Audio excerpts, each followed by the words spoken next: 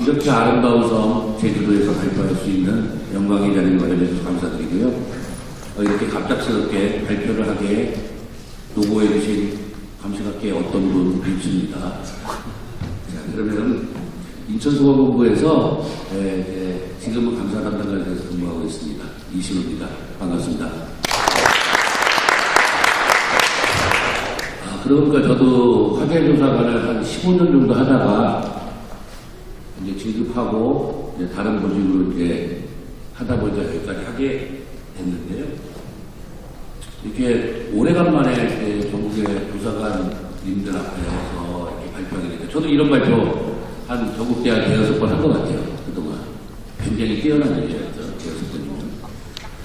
아무튼 그래서 이렇게 발표하시는 거 보고 어저께 그 먼저 나온 자료를 보면서 대단하시더라고요. 너무 많이 발전하신 것 같아요. 특히 잠깐만요. 제목이 뭐죠? 그 제목 참 충격을 먹었습니다. 내가. 비전 AI 기반 화재 감식의 한계 실종 및 화재조사관의 불가채성 연구 이 제목을 듣고서 야 저도 나름 15년 화재조사관 했는데 제목으로 내용을 유추할 수가 없겠더라. 뭐 이렇게 어렵게 변했나 했고 깜짝 놀랐습니다. 하여간 너무 수준이 높아지신 조사관분들께 제가 수준이 안 되는 제가 발표하게 돼서 참 송구스럽습니다만 나름 준비를 열심히 하려고 제가 어저께까지 PW 준비하려고 했었는데 이게 진행이 되는 와중에 끝에 어저께 키르기스탄에서 오신 그 행정관님 보셨나요? 발표? 그분께서 고향에서 보드카를 가져와서 제 방에서 11시에 꺼내는 바람에 제가 잠시 여러분께 발표할 준비를 잠시 보겠습니다. 제가 발표할 거는 이제 개인정보보호인데요. 사실 화재조사관이 개인정보를 보호하면서 업무보호가 정말 실무적으로 쉽지 않아요. 이것 때문에 그러는데 우리가 개인정보란 무엇일까요? 할 때 일반적이나 이런 데서는 사실 이름, 주소, 전화번호 뭐 이런 것만 조심하면 돼요. 근데 사실 개인정보라 하면 개인을 특정할 수 있는 모든 정보를 말합니다. 그런데 우리 화재조사 보고서를 보면 이름을 땡땡땡을 치고 주소를 지우고 그래도 다 압니다. 사진이 있기 때문에 사진. 제가 이런 전화도 받은 적이 있는데요. 제 나름대로는 다 죽었다고 생각했는데 사진에 돈토 불고기 해놓고 밑에 간판에 전화번호가 적혀 있더라고요. 사진에. 제가 그걸 못 지웠어요. 그리고 거기 영업주라 그러니까 세상 사람들이 다 아는 거예요. 이 사진도 그렇고 특히 그 기업 내 정보. 이 기업 내 정보 우리가 지금까지 신경을 못 쓰고 있는 분야이기도 해요. 우리가 보호해야 될 거는 단순히 개인정보뿐만 아니라 기업이 갖고 있는 영업상의 비밀이라든가 이런 것들도 보호를 해야 되거든요.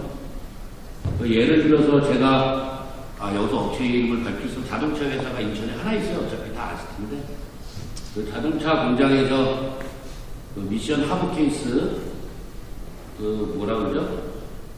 그 미션 하부 케이스 알루미늄 그 복합 화품으로 만들어서 화재가 났는데 제가 화재 발생 보고서를 정말 잘 쓰고 그러고 싶은 열정에 일일이 그 생산 공정을 다 체크하고 사진 찍고 설명서 쓰고 다 이렇게 해서 쫙 했어요.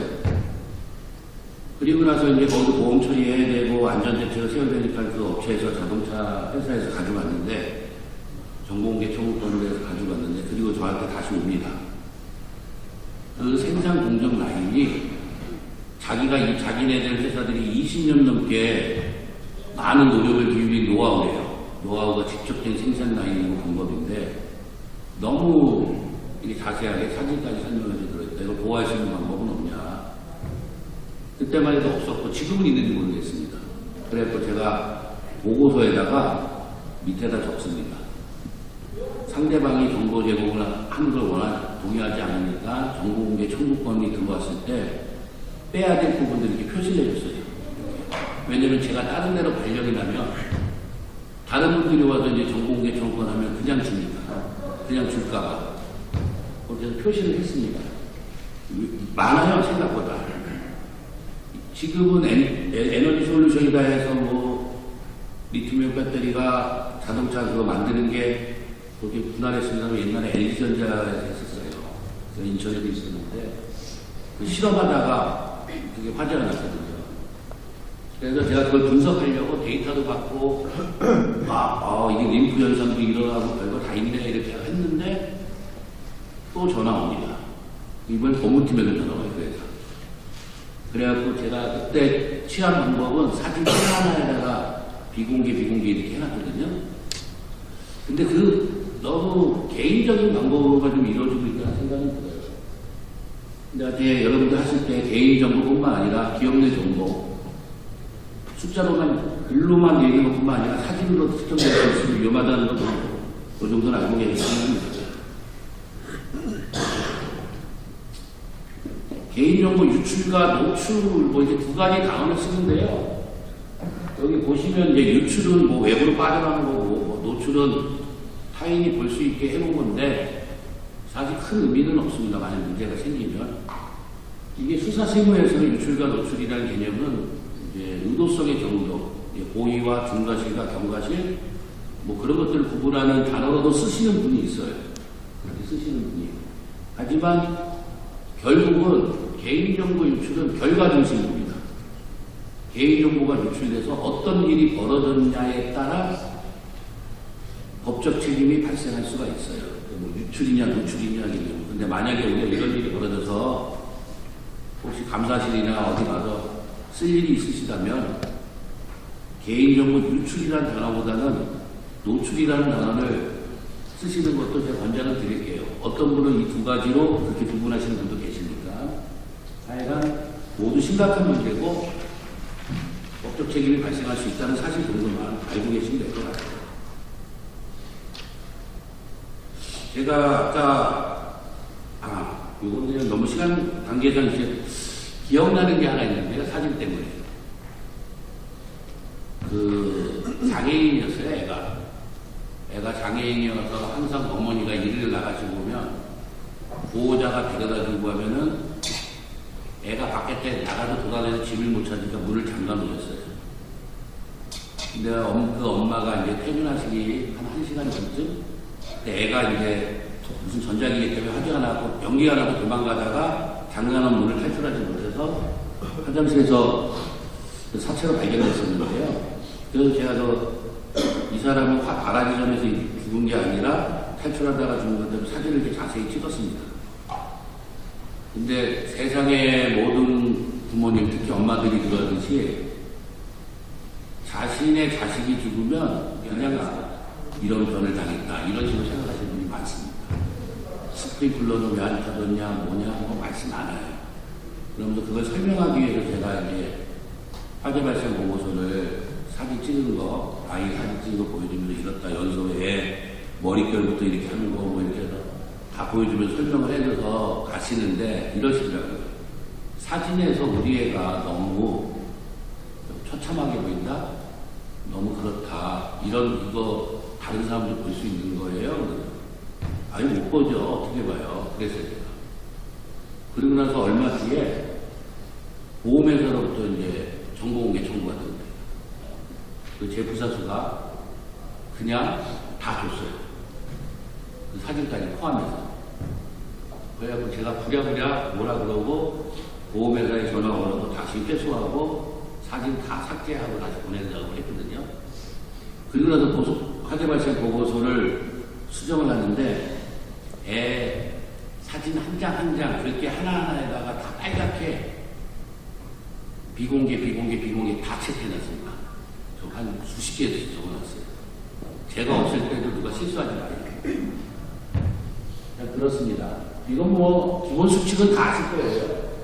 뭐 얘기할 필요도 뭐 없이 대부분 조사위원보다는 행정안보 보시는 분들한테도 많이 일어나는 일이죠. 요거 뭐 이것도 마찬가지예요. 요거 한번 볼까요? 실제로 일어난 일들이에요. 이거 업무상 실수 부분 보면은 이 개별 발송을 해야 되는데 단체 메일로 보내는 경우가 있어요. 제가 감사실 근무하다 보니까 제 업무로 얘기를 드리자면 이게 징계 처분을 한 일을 한 사람을 이름이 적혀있고 이런 건 개별적으로 전송해야 되잖아요. 그리고 그런 것들 다 없애버리고 이런 일이 있으니 앞으로 이런 일을 하지 마세요라는 뜻으로 전서에 뿌리는데 이게 이름이 들어갔어요. 개인 이름이. 난리가 났습니다. 여러분도 화재조사 보고서 뿌리실 때 그래도 신중을 하셔야 돼요. 문제를 안 만들면 아무 문제도 안 일어납니다. 근데 문제가 되는 순간 처음 알았어요. 이게 뭐 노동법도 위반이고 모두 위반이고 위반인 법이 한 몇 개가 되더라고요. 이게 정보가 노출되는 순간. 근데 그 당시는 화재조사법이 없어갖고 화재조사관의 비밀엄수 의무도 없었어요. 근데 지금은 화재조사관 비밀엄수 의무까지 있지 않습니까? 통상적으로 문제가 안 생기다 갑자기 생겨버리면 아마 깜짝 놀랄 겁니다. 이게 사법적으로 들어오는 게 꽤 세요. 그래서 물론 업무상 실수이긴 합니다만 아까 말씀드렸죠. 실수 고의냐 중과실이냐 경과실이냐는 물론 주관적 요건은 따지긴 합니다만은 중요한 기준이 되는 건 결과예요. 결과. 노출된 결과. 이것 때문에 노출해서 어떤 일이 벌어졌는지 아무도 예상 가능하지 않기 때문에 참 그렇습니다. 그 다음에 이제 보안 소홀인데 이건 제가 아까 말씀드린 그 사항도 있고 설정 오류 같은 거 한번 말씀드릴게요. 문서 여러분들 문서하실 때 원래 제가 이제 문서를 할 때 보안을 개인정보가 됐든 소송정보가 됐든 뭐가 됐든 보안이 필요한 정보에 대해서는 부침 문서를 암호화하고 그 다음에 이제 문서 보안이라고 우리 결제 시스템에 보면 문서 보안 체크하는 게 있어요. 문서 보안이가 체크를 해야 되는데 이게 팀장님, 과장님, 본부장님 딱 결제를 들어가는데 라인을 들어가는데 그분들이 일일이 또 비밀번호 치게 하는 게 또 예의가 아닌 것 같은 거예요. 그래서 제가 과감하게 결제 다 끝나면 문서 보안 결제하고 보안 절차 없이 올립니다. 올려서 결제까지 다 나요. 근데 제가 이제 뭔 일 하고 와서 문서 보안을 누를 때까지 그 사이에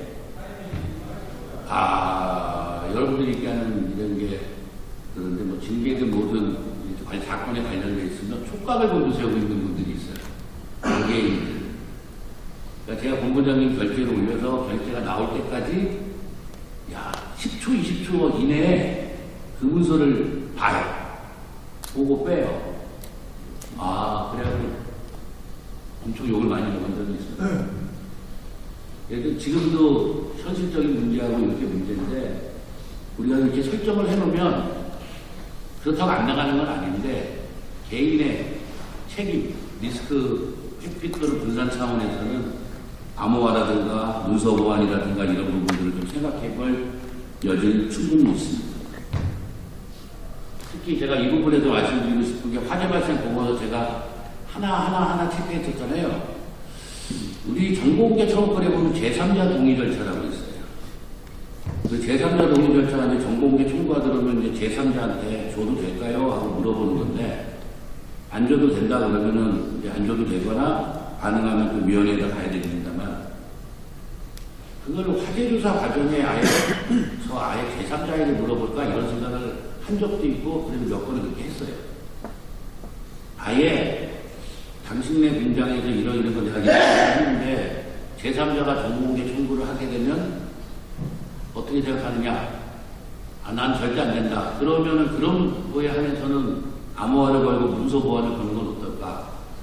그런 제3자 제공 동의를 사전에 해갖고 그런 생각도 화재조사 하실 때 잠깐 했었는데 요게 그 부분인 것 같아요.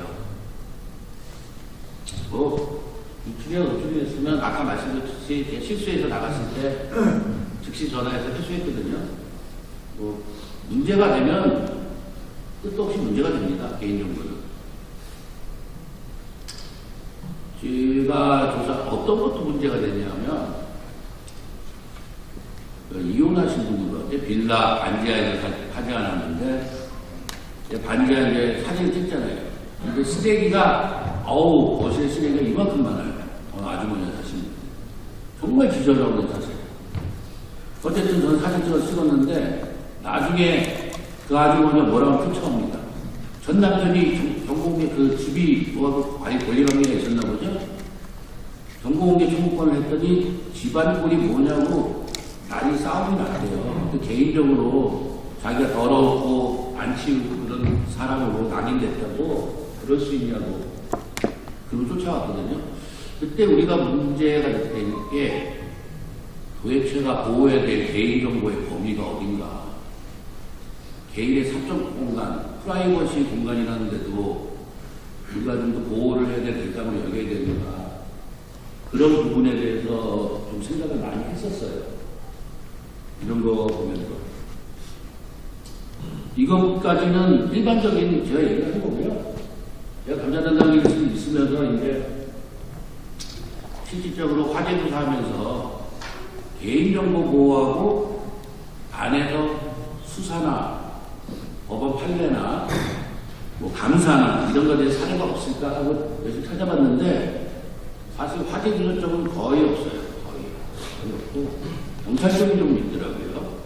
그래서 여러 가지 판례들 중에서 한 공통된 거 몇 가지 한번 정리해 봤습니다.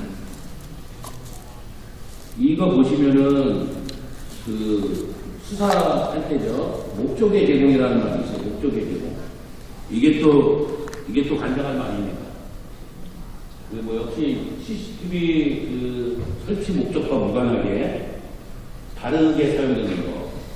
밑에 보면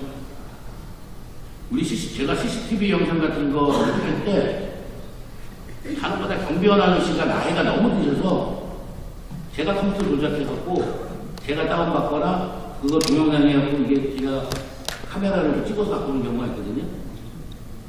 아 근데 이게 안 된다는 판례가 있더라고요. 물론 저희 건 아니지만 그래서 나도 많이 잘못했구나 이런 생각을 좀 합니다. 제가 얻은 거더라고요. 저희 선배님인데 대부분 화재 수사관들이 개인적으로 유출을 하진 않아요. 대부분 이제 나가신 선배님, 친한 선배님, 뭐 이게 지인들이 이제 요청해갖고 유출이 되는데 차량 화재가 나면 알려달래요. 차량 화재가 나면 먼저. 그래서 왜요? 그랬더니 자기가 이쪽 관련 사업을 하는데 좀 먼저 알려달래요. 그래서 알았어요. 제가 차 몇 대 차량 화재 날 때마다 몇 대 알려드렸어요. 먼저. 그랬더니 좀 지나서 다른 선배님한테 전화 옵니다. 야, 걔는 해주고 왜 나는 안 해주냐. 그게 무슨 소리야. 그 선배님한테 들어요. 그분이 이제 중고차 수출입 매매 같은 걸 하시나 봐요. 근데 불이 난 차는 사실 잘 국내에서 가격을 끌어치거나 인수를 잘 안 하나 봐요. 화재가 난 차는. 그러니까, 그리고 가격 받기도 좋은가 봐요. 그 사전. 그러니까 화재가 난 차량을 먼저 사전에 정보를 미리 알아서 그 차량을 인수해서 수출하려고 하셨던 건 같아요. 다른 분이 이제 하셔서 확인해서 가만히 있지 않겠다, 뭐다 막 그래갖고, 야, 이것도 무슨 세대겠다 하는데, 역시 뭐, 그래도 선배님들이라고 끝까지는 안 가시고, 그래도 마무리를 했는데, 그런 일이 있습니다. 종종 있고요. 손해사장님이 그렇죠? 난 손해사장님이 자기네 같은 보험 저기도 아닌데 왜 전화와서 물어보나 그랬어요. 근데 화재가 나면 관계인하고 그 보험회사하고 좀 다툼이 있는 경우가 있나 봐요. 그래서 그 보험회사 말고 다른 보험회사로 들려고 할 때 그걸 사전에 알아서 미리 자기네 보험이 어떻고 얼마나 좋고 사전에 영업의 자료를 삼으려고 미리 달라고 하는 경우도 있어요. 화재가 나면 특별같이 전화와서. 요즘은 좀 덜한다는 얘기 들었습니다. 하여튼 우리가 수집된 정보가 원래 사용된 목적에 그러니까 이런 예가 있겠죠. 우리는 발화 원인과 연소 확대 사유를 알려고 CCTV를 받아왔어요. 그 공장 관계인한테 요청해서 당신네 공장에 난 화재의 원인을 밝히고 연소 확대 사항을 알리기 위해서 CCTV를 달라고 받아왔어요. 근데 예방안전과에서는 그 공장 관계인의 안전관리 책임을 물어서 그걸 치려고 해요. 그러면서 우리한테 야, 니네 자료 있으면 다 좀 줘라. 이런 말을 합니다. 뭐 있는 대로 아무 생각 없이 줘요. 그래 놓고서 예방안전과가 이제 그 CCTV, 우리가 준 CCTV를 지네들 이제 모인 자리에서 틀면서 관계인을 추궁을 합니다. 이거 보라고. 그랬는데 이거 위법이라는 판례 있습니다. 여러분이 수집한 정보를 관계인을 추진한다든지 뭐 이런 거 판례 있습니다. 다음 페이지에 있잖아요. 이게 그리고 70번 이거 제가 급하게 하는 바람에 이쁘게 못 꾸몄어요. 죄송해요. 제 낭낭한 목소리로 대신에도 양해해 주시기 바라겠습니다.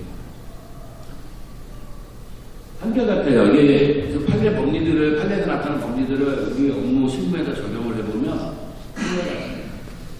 조사 목적에 필요한 범위로 한정하고 있다는 거예요. 우리들이 수집한 자료와 정보들이 아무리 여러 군데 쓸만하죠. 여러 군데 쓸만해요. 원하는 분들도 많고. 요즘 들어서는 교육자료로 많이 제공을 해드렸어요. 교육자료. 근데 사실 그렇게 다 하면 안 되는데, 이게 첫 번째는 뭐 조사 목적에 필요한 범위로 한정되는데, 이게 수사 목적도 마찬가지거든요. 예전에 혹시 펜션인가 보일러 이게 해서 연결해서 질식사해놓고 전국적으로 문제가 된 사례가 있었는데, 그걸 소방청에서 우리 화재소관이 원인하고 이런 것들을 먼저 발표를 해요. 그러니까 경찰이 반발을 보입니다. 우리가 수사를 해야 되는데 수사 진행 정보를 그렇게 발표를 해버리면 우리는 어떻게 하냐고 그럽니다. 그 조사 목적에 필요한 범위를 넘어서지 않냐고 이렇게 해서 경찰청에서 서로 회담을 해요. 각 지역. 그때 혹시 가신 분 있을지 모르겠네요. 저는 그때 소방청 저기하고 같이 갔었거든요. 근데 경찰청 고위관분께서 이런 말씀을 하십니다. 소방서에서 갖고 있는 자료들이 국정에서만 갖고 있고 그런 식으로 사용이 되냐. 이거 수사 방해 아니냐 이렇게 얘기를 해요. 그때 저는 이렇게 얘기합니다.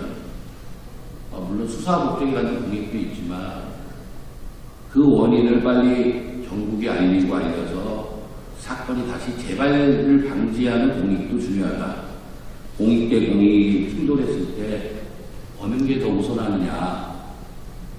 이런 거 하면서 이제 말씀을 한 적이 있어요. 근데 이게 굉장히 관념적인 말이라서 결국 케바케가 될 수밖에 없는 게 좀 현실이죠. 제가 아까 말씀드렸잖아요. 관계인 책임 추궁을 위한 공개. 이거. 그 다음에 이거 뭐 유튜브에 올라가고 막 그러진 않겠죠? 네. 저 인천에서 유튜브 때문에 조금 문제가 된 적은 있었어요. 그러니까는 여기 보시면 문서를 보낼 때 가장 잘 쓰는 방법이 저거예요. 이 정보는 뭐뭐뭐를 포함하고 있고 개인정보를 포함하고 있고 뭐뭐뭐 목적에 요청한 자료이기 때문에 주는 거니까 너희들 공공기관 정보공개나 법률에 몇 조 의거해서 잘 구해서 잘 사용해라 하고 밑에다 이렇게 문구를 쓰는 데가 있어요. 우리가 뭘 줄 때도 그런 문구를 써서 관리 책임을 리스트를 회피하는 방법도 한번 생각해보는 문제입니다. 우리가 저기 보시면은 판례 하나 소개해드릴 텐데 사실 화재소 실무에서는 그 주민등록번호 같은 거 습관적으로 기재하거든요. 생년월일이나 사실 생년월일까지 필요 없는 경우도 있을 수 있어요. 특정이 가능하다면. 습관적으로 모두 많은 정보를 수집하고 있는데 저 같은 경우는 어디까지 했냐면 굉장히 디테일한 저장님을 만났어요. 저장님이 관심도 많으세요. 그래서 어느 집에서 불이 났는데 애가 셋이야. 애가 셋이면 얘네들 몇 학년이고 중학생인지 고등학생인지 초등학생인지 이것까지 다 알려가시는 분이 계세요. 그러다 보니까 저 다 수집해놓은 거예요. 뭘 물어보실지 모르니까 닥치는 대로 몽땅. 이게 참 그러니까 이제 습관적으로 다 주워갖고 옵니다. 근데 그럴 경우 좀 확실히 문제가 될 수가 있어요. 여기서 판례는 다른 좀 판례입니다만 이게 국회에서 국정감사조사를 합니다. 그래서 고액을 벌어들이는 사람들이 보험료를 도대체 어떻게 계산하고 어떻게 내리는지 궁금해서 그걸 해요. 그래서 건강보험공단에다가 국민건강보험공단에다가 자료를 요청합니다. 고액에 그 버는 사람들, 그 사람들이 누구고 그 사람들의 건강보험료가 어떻게 책정되고 계산되는지를 요구하는 자료를 보내요. 그랬더니 고액을 버는 분들 중에서 변호사들 분들이 확실히 다르죠. 변호사에서 확 들고 일어납니다. 그래서 못 주게 하려고 소송을 제기하는 거예요. 이게 보시면 결국은 이 주문은 하나만 인용했는데 인용된 게 주문이 이거예요. 아무리 니네들이 그렇게 하더라도 특정인에 대해서 알아볼 수 있는 형태로 표시하여서는 아니 된다 이런 말이죠. 제가 조사하면서 예방과가 됐든 아니면 구청이 됐든 이제 자료를 요구할 때 시스템에서 다운받아서 이 자료를 정리할 때 관계인이 누구고 뭐 이렇게 누구고 이런 것들에 대해서 안 하고 문자로 보내는 경우가 있었어요. 엑셀로 그냥 이렇게 큰 주의를 안 기울이고 같은 부서고 이러니까. 근데 사실도 만약에 소방청에서 요구를 했어요. 그래도 안 됩니다.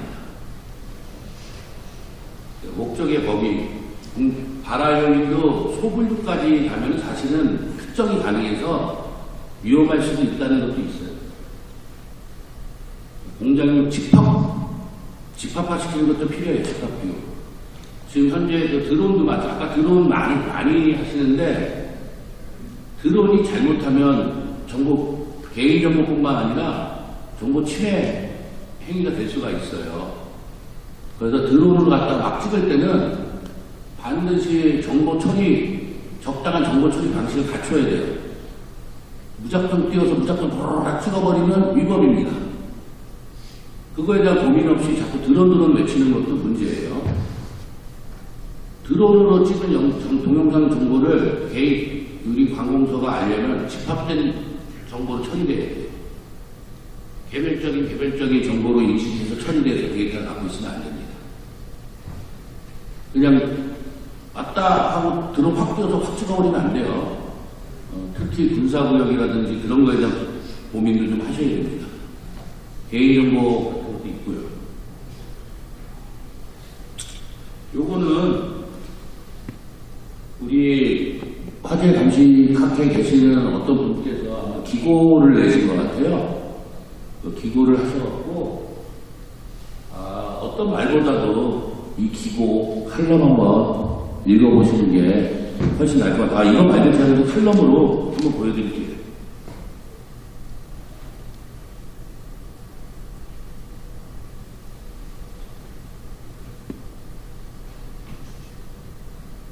이건 안 보이잖아? 안 보일까요?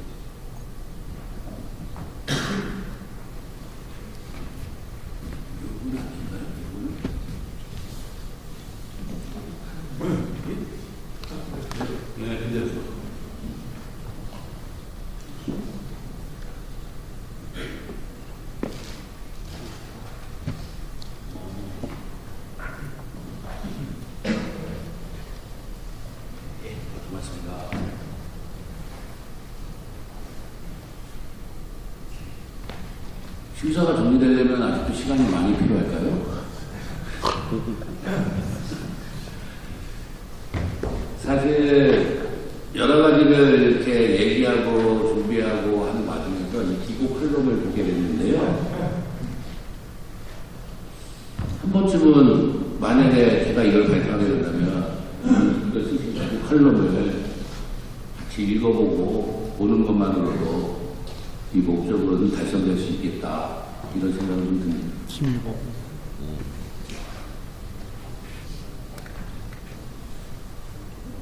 뭐 어떻게 되는 건가? 먼저 공정성을 잃어버린 감식의 현장과 비밀 검수 의무의 법적 가치에서 많이 나와요. 우리가 하는 화재 발생 보고서는 공신력을 가진 공공의 감식 자료로서 존재 가치를 지닌다.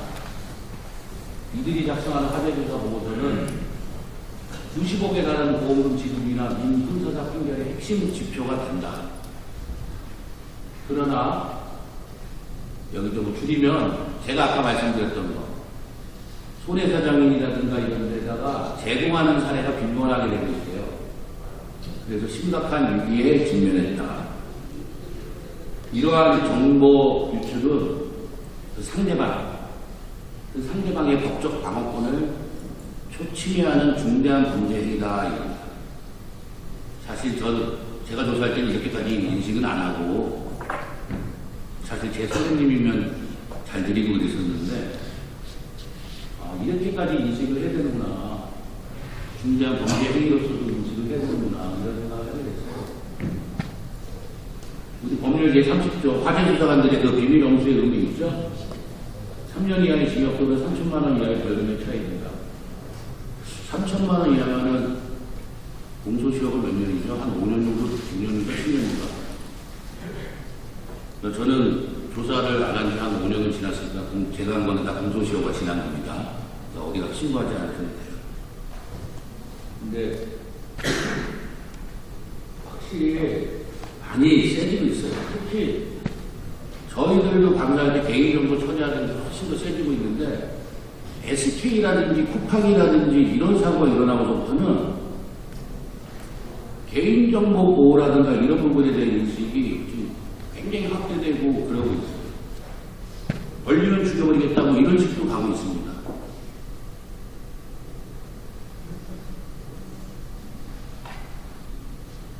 실제 현장에서 그 조사관들 인터뷰 한 거 가지고도 나오는데 이러한 유출이 단순히 7분을 넘어서 뭐 졸업하신 선배님 잘 되시다고 드리는 거고 저 어렸을 때 돌봐준 선배님인데 그 정도도 못 해주겠냐 저는 이런 생각이었었는데 그게 아니대요.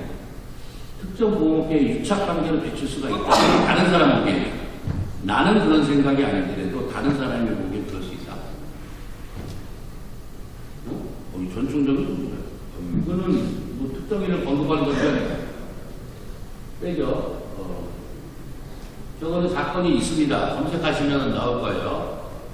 소속청에 굉장히 고위에 계신 분이 데이터 해갖고 이렇게 뿌려갖고 문제가 됐었고 그 데이터 주신 청 조사팀인가요? 알고 계신 분이 있을 텐데 그분 아마 징계 들어갔는지 모르겠는데 징계 들어가셨다고 전 옛날에 얘기 들었거든요. 그렇게. 그러니까 지금은 여러분들 이렇게 데이터 줘서 문제가 되면 최소 징계입니다. 최소. 징계가 아니면 다행이다. 아니에요. 징계가 안 하는 이유는 형사처벌로 넘어갔기 때문에 안 하고 기다리는 거예요.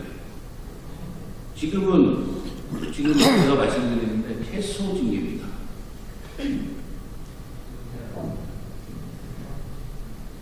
그분이 설사 그 유출로 인해 피해 입으신 분하고 설사 합의가 잘 됐어도 저희 각자는 알게 되는 규칙시 징계입니다. 개인정보는 이젠 그렇습니다.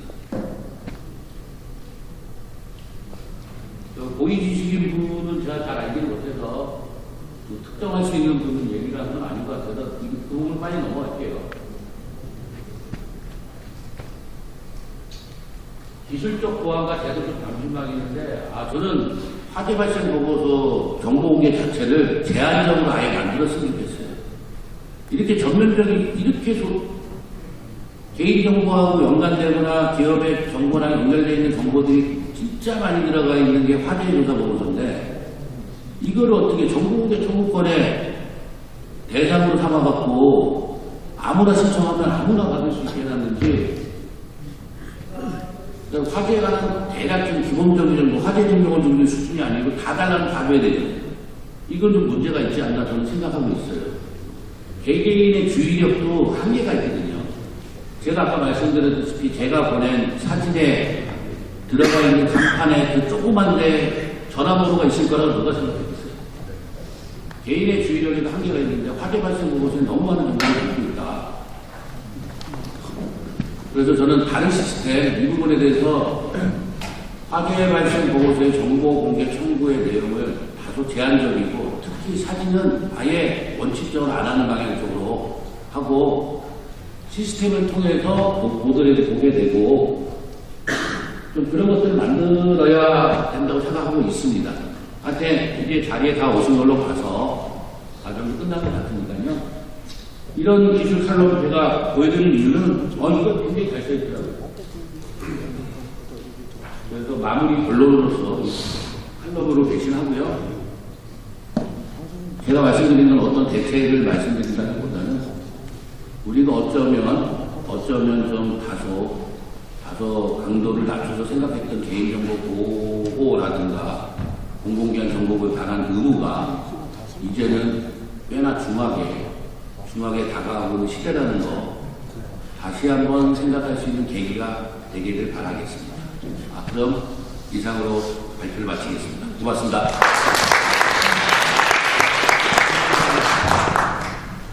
네, 수고해 주신 선생님께 한 번 더 박수 부탁드리겠습니다. 오늘은 심사 결과가 나온 것 같은데 발표 시작하도록 하겠습니다.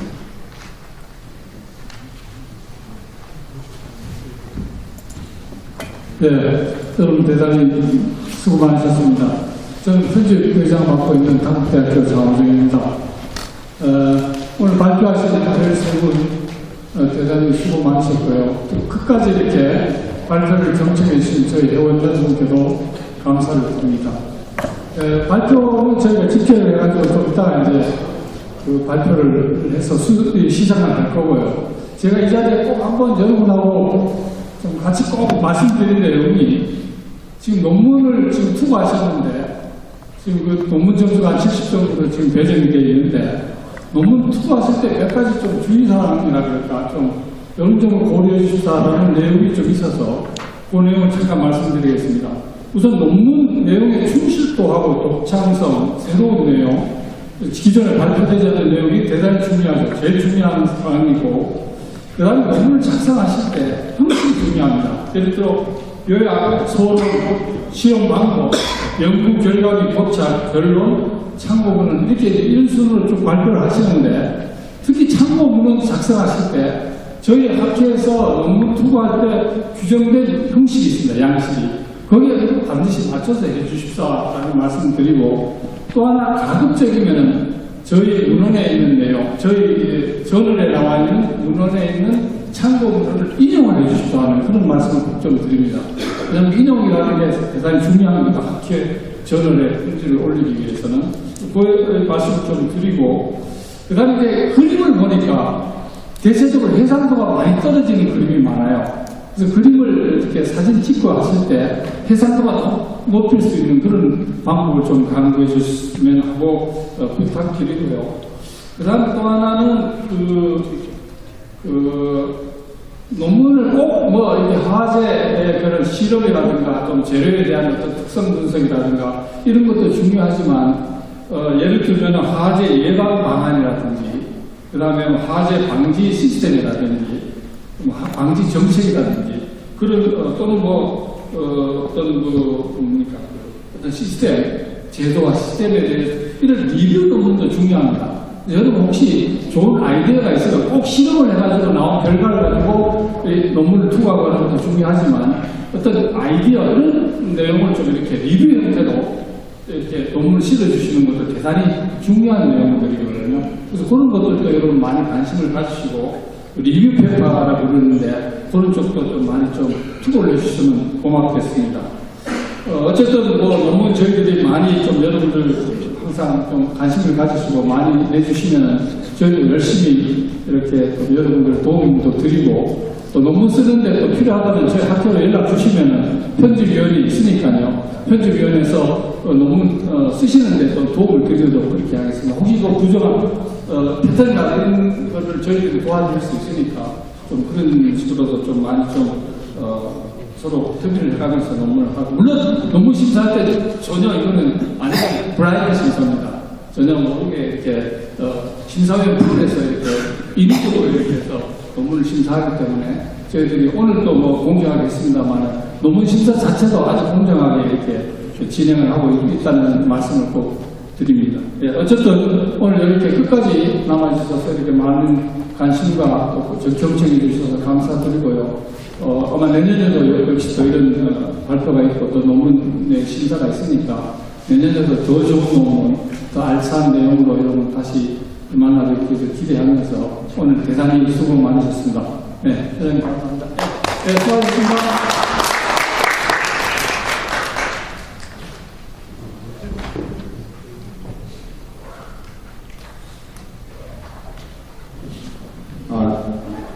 그 심사 결과를 발표하겠습니다. 먼저 학회장 상부터 학술상입니다. 강원소방본부 고치수 네, 앞으로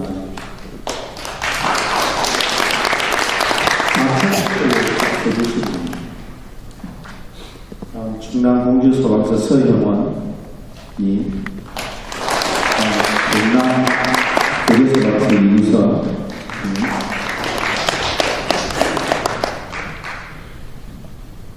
중국 고령소방서 황인환님, 영인소방서 권용남, 여경군산소방서 박철님, 경남울주소방서 고광우님,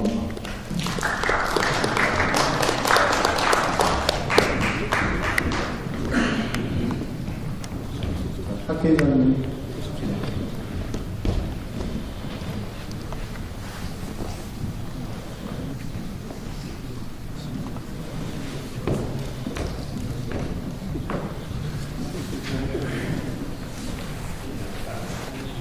상차 학술상 강원소방본부 고치수 기한은 2002년 화재감시 컨퍼런스에서 우수 논문을 발표할 기회에 상장을 주어야 합니다. 한국화재감시학회장 박성호.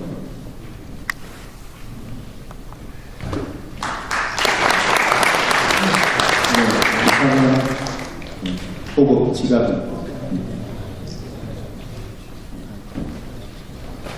네, 학술상 충남 공주소방서 서형원 이야기를 했습니다.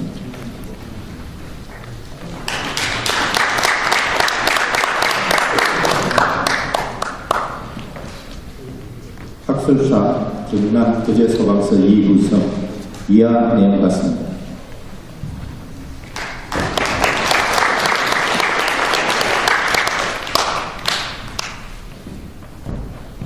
네, 경북 고령소방서 황미나 이하 내용 같습니다.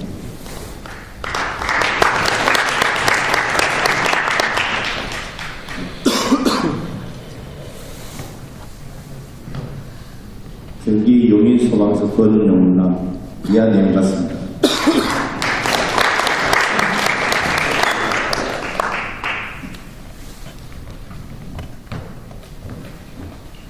대전 두산소방서 박철우 이하 내용 같습니다. 부산고급처럼 네, 상장 학술상 울산 남울주소방서 고강 이하 내용 같습니다. 부산 네, 고급처럼 소방청장상은 부상이 없습니다. 조금 아쉽지만 네, 큰 박수 부탁드립니다.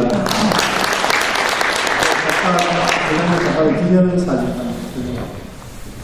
가운데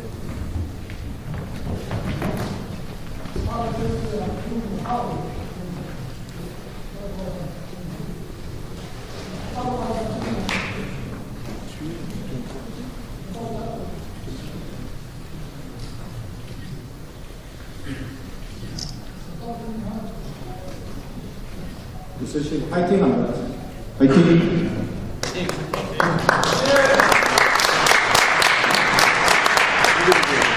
네. 내려가시면 좋겠습니다. 개별적으로 기념 촬영하십니다. 네.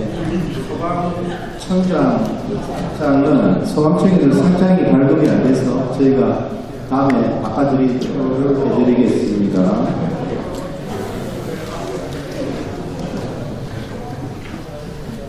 순서는 영순이에요. 제일 마지막에 김수건 놓다고 생각하시면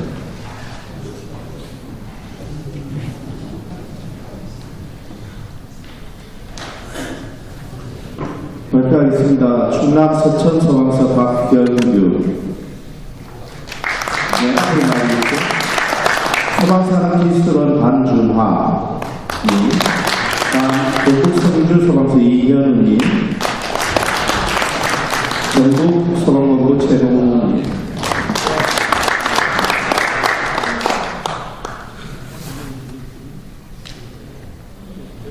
우리 장호정 부회장 한번 시상해 주시죠.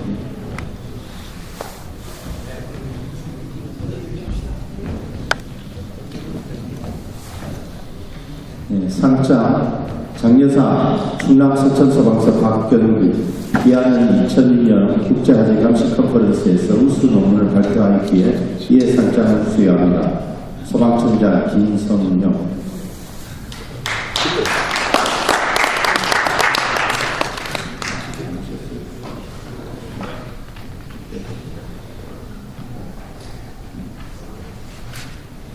네, 상장 장여상 경북 성주 소방서 이한영 같습니다.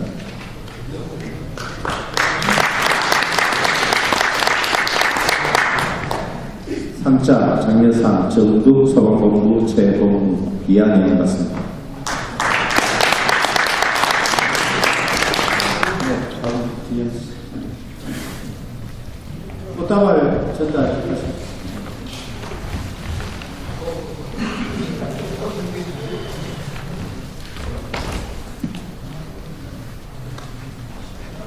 대상은 수상자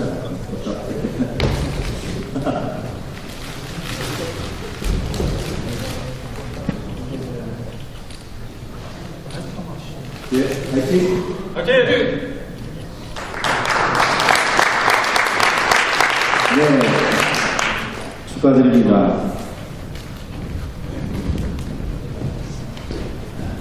지금 대상 수상자는 대상이 누군가 지금 두 군데 남았죠? 두 군데.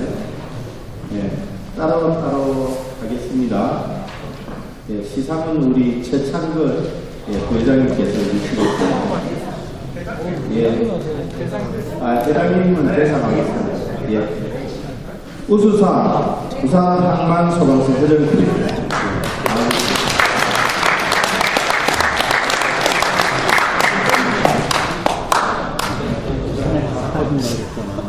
아직 안 나왔을 때는 그걸 찍고 나중에 찍혀야지. 예.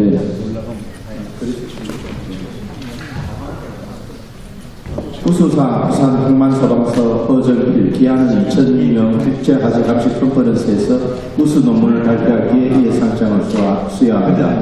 2002년 3월 27일 행정안전부 장관 윤호중.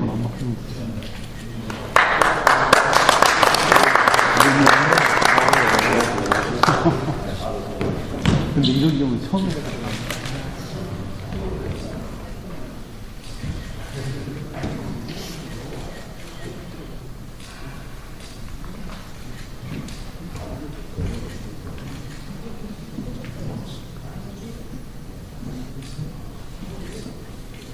부산 강남에 축하해 준 사람 있어요?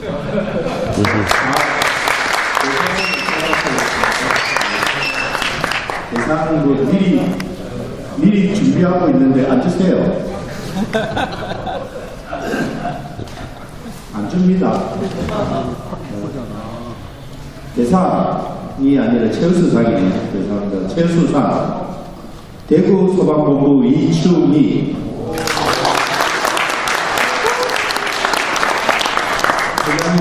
시상입니다.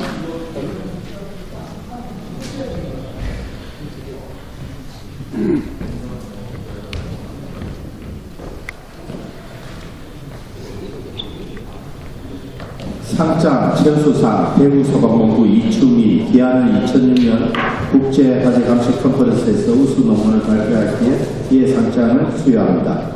행정안전부 장관 윤호중 대표.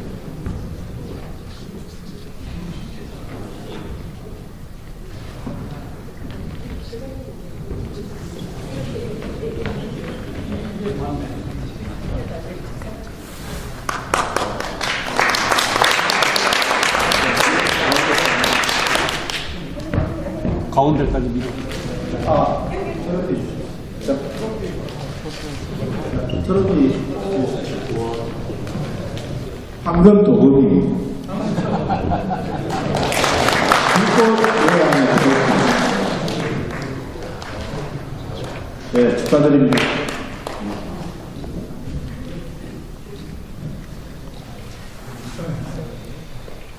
자, 그러면 수상자들 다 나와서 사진 한번 찍어주세요.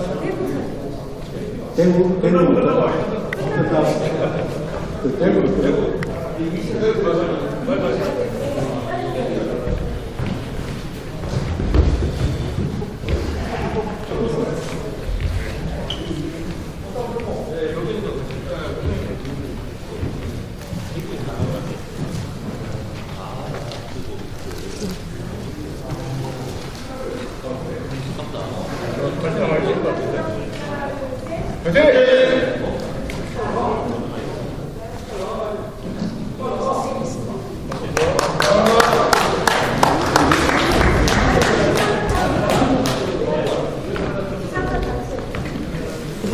시상자들 한번 같이 사진 찍으시죠.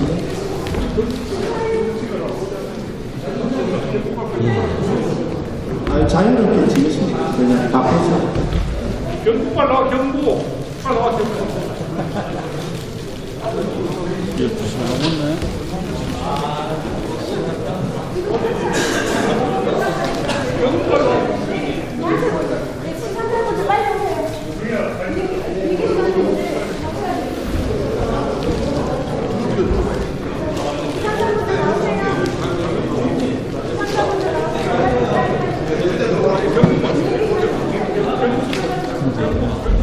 네트플릭스나